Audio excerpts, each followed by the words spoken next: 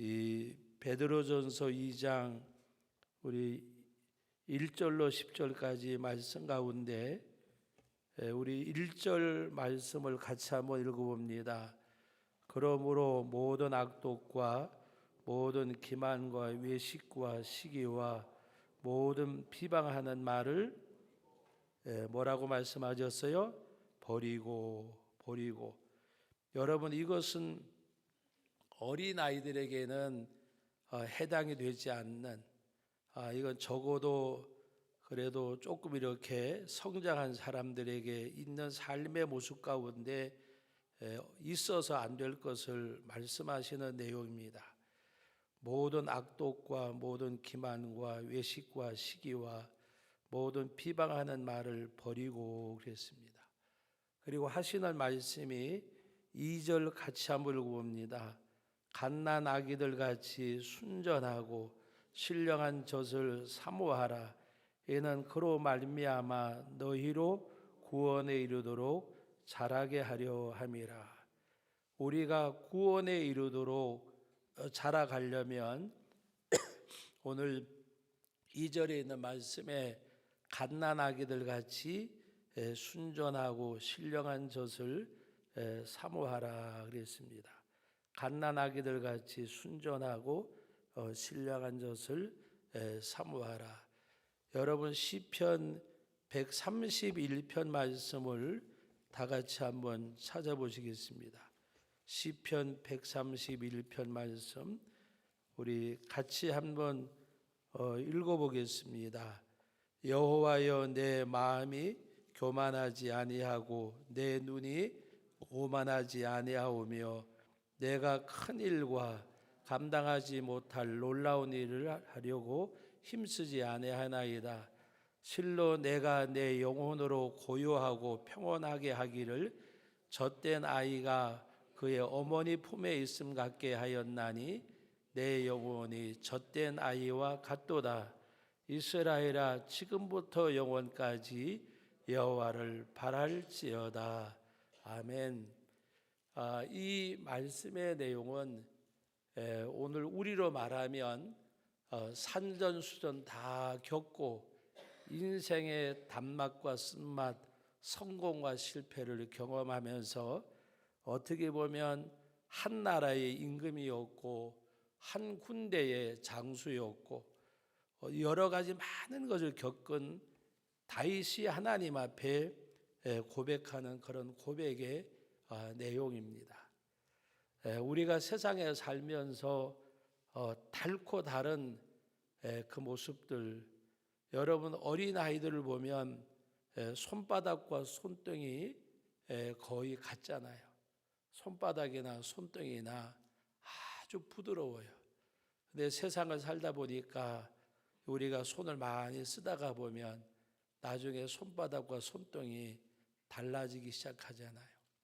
그런데 오늘 이 말씀의 내용에 다윗은 겉으로 드러나는 그 모습을 말씀하는 것이 아니라 내 심령으로 고요하고 평온케 하기를 젖된 어린아이가 어미 품에 있음 같게 하였나니 내 심령이 젖된 어린아이와 같도다 그랬습니다.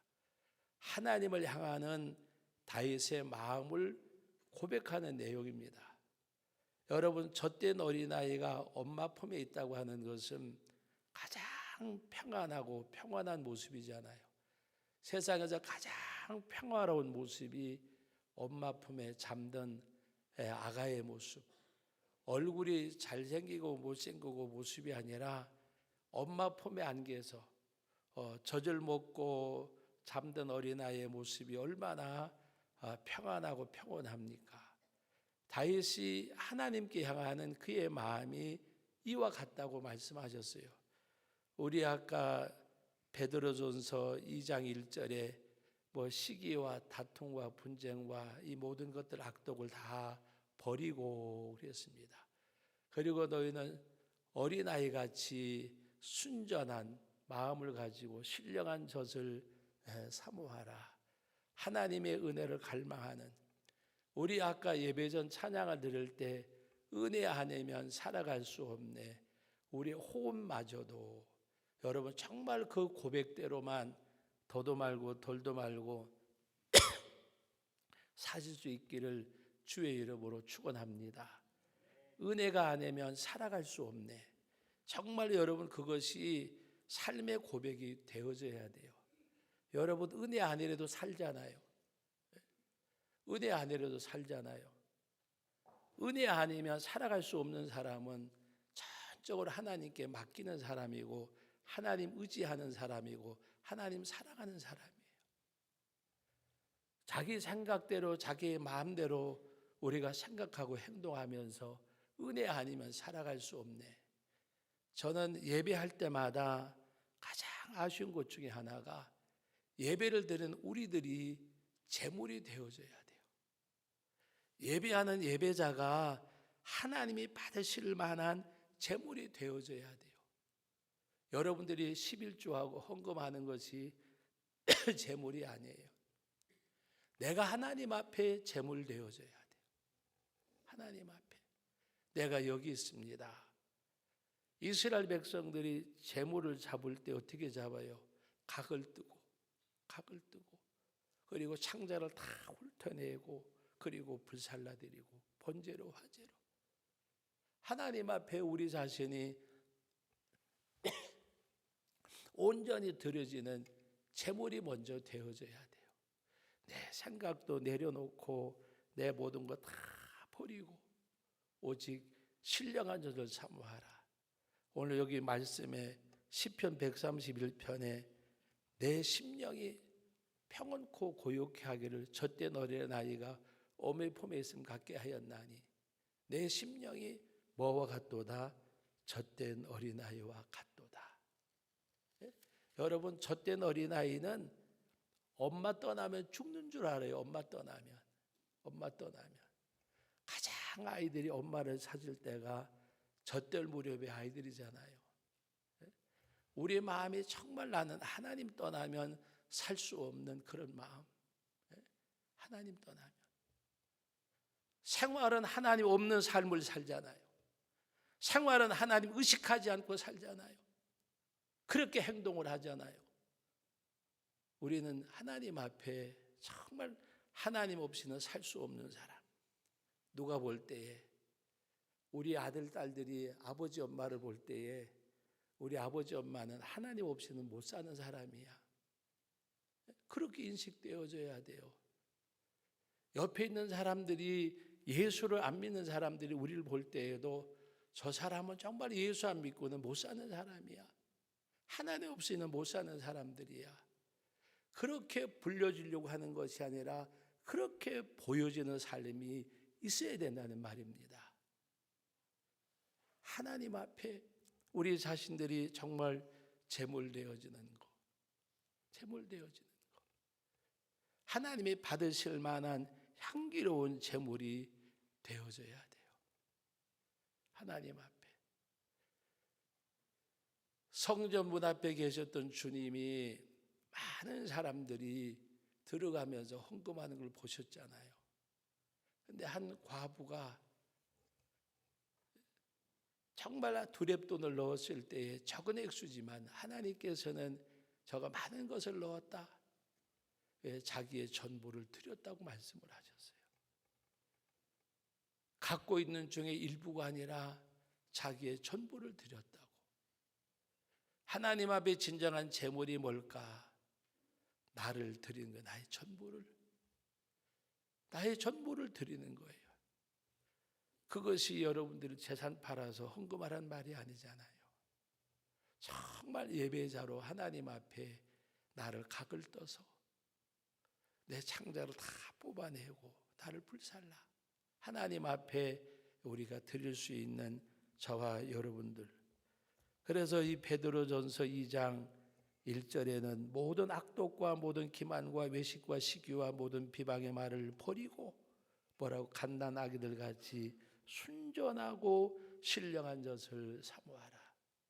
순전하고. 욥기서 1장에 보면 욥에 대해서 말씀할 때에 욥과 같이 순전하고라 그랬는데 지금 개역성경 온전하고 그랬습니다. 욥같이 온전하고 하나님을 경외하고서 악에서 떠난 자는 세상에 없다 그랬어요. 누가 하나님이 보실 때에, 하나님이 보실 때. 여러분, 사람들이 나를 어떻게 보느냐? 뭐 무시하면 좀 어떻고 멸시받으면 좀 어때요? 좀 욕하면 어때요? 발표면 어때요? 중요한 것은 하나님이 나를 보실 때에 어떻게 보실까? 어떻게 보실까? 목회자로 가장 안타까울 때가 성도들이 하나님 의식하지 않고 직분의 고하를 막론하고 행동하는 것을 보면요, 그것이 가슴 아파요. 과연 저 사람의 삶 속에 예수 그리스도가 있는가? 말씀이 있는가? 그것이 가장 안타까워요. 뭐 잘하고 못하고 목회하는데 도움이 되고 안 되고 이것보다가 그 영혼 자체, 그 삶 자체가 어떨 때 정말 불쌍할 때가 있어요. 저렇게 신앙생활하고 저렇게 예수 믿는데 저래 가지고 될까? 여러분, 오늘 이 말씀의 내용에는 갓난아기들 같이 순전하고 신령한 젖을 사모하라. 그리고 하시는 말씀이 그로 말미암아 너희로 구원에 이르도록 자라게 하려 함이라. 구원에 이르도록 자라게 하려 함이라. 여러분, 육체는 겉사람 후패해 가지만은 사도 바울이 고백할 때 나의 속사람은 날로 새롭도다 그랬어요. 우리의 영혼은 내가 관뚜껑 닫을 때까지 자라가야 돼요. 왜? 예수님께까지 자라가야 되기 때문에. 세상에서는 나는 할아버지고 아버지고 나이가 최고 많으니까 내가 집안의 어른일지 몰라요. 그러나 그게 아니고 하나님 앞에는 우리가 그리스도의 장성한 분량까지 자라가야 돼요. 오늘 말씀의 구원에 이르도록 자라게 하려 함이라. 3절 말씀 같이 읽어봅니다. 너희가 주의 인자하심을 맛보았으면 그리하라. 정말 하나님의 공의를 알면, 하나님의 인자하심을 느꼈으면 그렇게 살라는 말이에요. 그러면서 예수님의 삶을 말씀하고 있습니다. 4절 말씀, 사람에게는 버림바가 되었으나 하나님께는 택하심을 입은 보배로우신 산돌이신 예수께 나아가 너희도 뭐라 그랬어요? 산돌같이, 하나님께 택하심을 입은 보배로운 산돌이신 예수께 나아가 너희도 산돌같이, 너희도 예수님같이 신령한 집으로 세워지고 예수 그리스도로 말미암아 하나님이 기쁘시게 받으실 만한 제사를 드릴 거룩한 제사장이 될지니라. 누구도, 너희도, 우리도. 예수님이, 산돌이신 예수님이 하나님 앞에 드려지는 것처럼 너희도 산돌같이 예수님처럼 신령한 집으로 세워지고 예수 그리스도로 말미암아 하나님이 기쁘시게 받으실 만한 신령한 제사를 드릴 거룩한 제사장이 될지니라. 내 몸을 하나님 앞에 드리는 거룩한 제사장이 되어져야 돼요. 신령한 제사를 드리는. 너희도 산돌이신 예수께 나아가 너희도 산돌같이 그랬습니다. 너희도 산돌이신 예수께 나아가 너희도 산돌같이, 산돌이신 예수님처럼 너희도 예수님처럼 하나님 앞에 드려지라면. 사람들에게는 버림받았다 그랬습니다. 사람들에게 버림받았다 그랬습니다. 그러나 하나님께는 택하심을 받아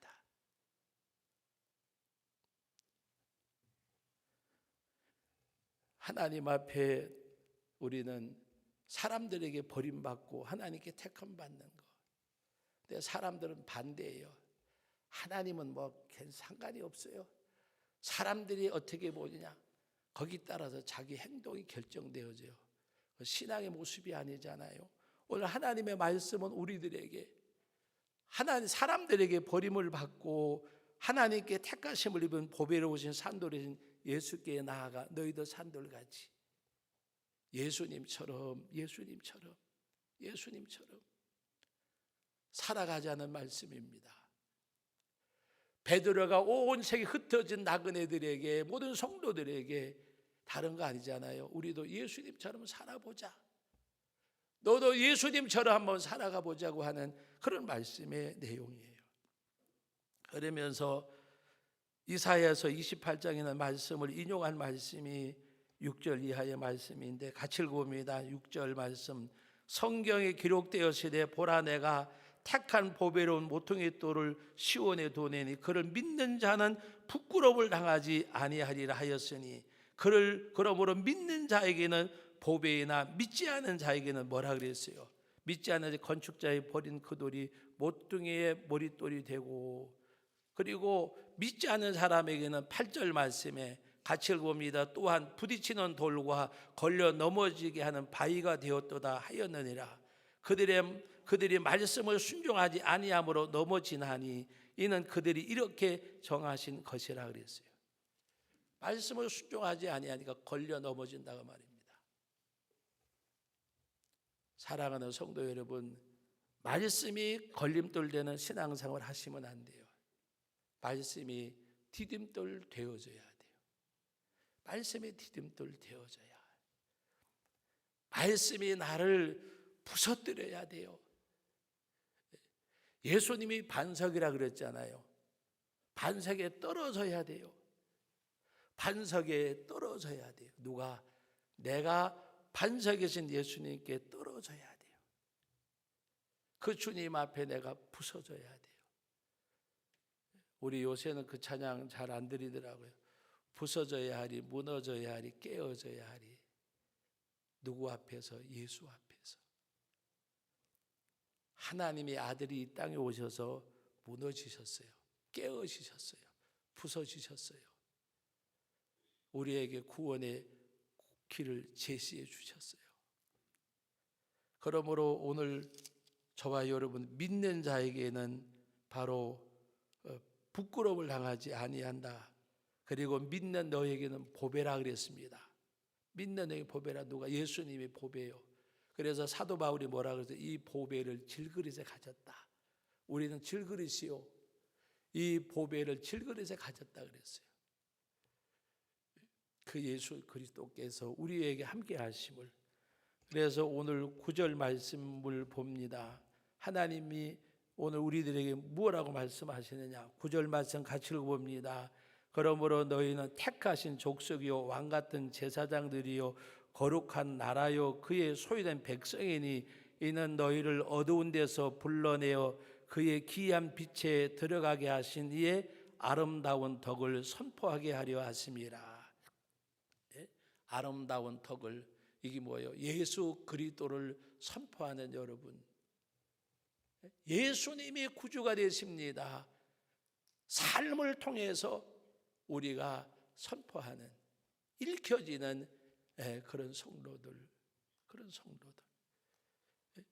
너희는 택하신 족속 왕같은 제사장 거룩한 나라 그의 소유된 백성이라고 말씀하셨어요. 우리를 어두운 데서 불러내어 하나님의 생명의 빛, 기이한 빛이 생명의 빛에 들어가게 하셨잖아요.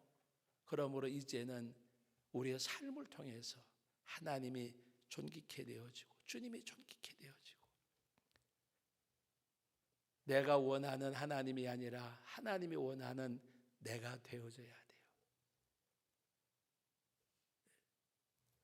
여러분, 친정한 자녀들은요,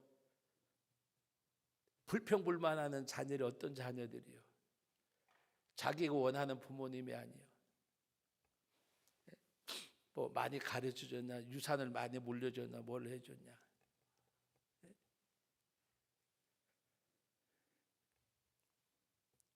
오늘 저와 여러분들은 정말 하나님께서 우리들에게 주신 그 은혜, 그래서 내가 원하는 하나님이 아니라 하나님이 원하는 내 삶이 되어지는 것. 내가 가는 길에 조력자가 아니라 주님의 가신 길을 따라가는 우리들이 되어져야 돼요.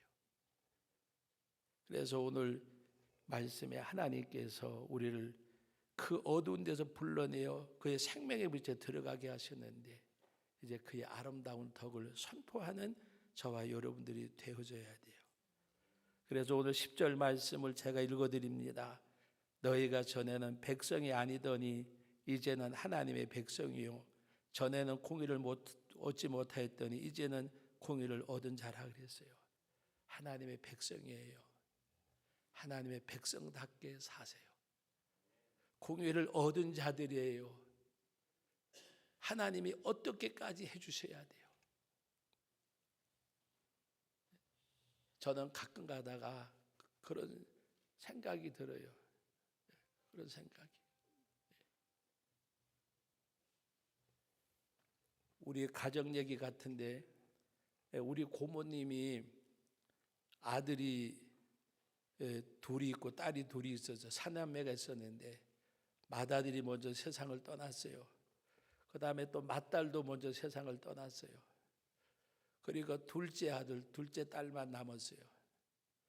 맏아들이 낳은 그 손자, 손녀, 외손녀, 외손자들 그 손자, 손녀를 키웠어요. 외손자가 아니죠. 키우고 또 맏딸이 죽으면서 외손녀를 또 놓고 죽었어요.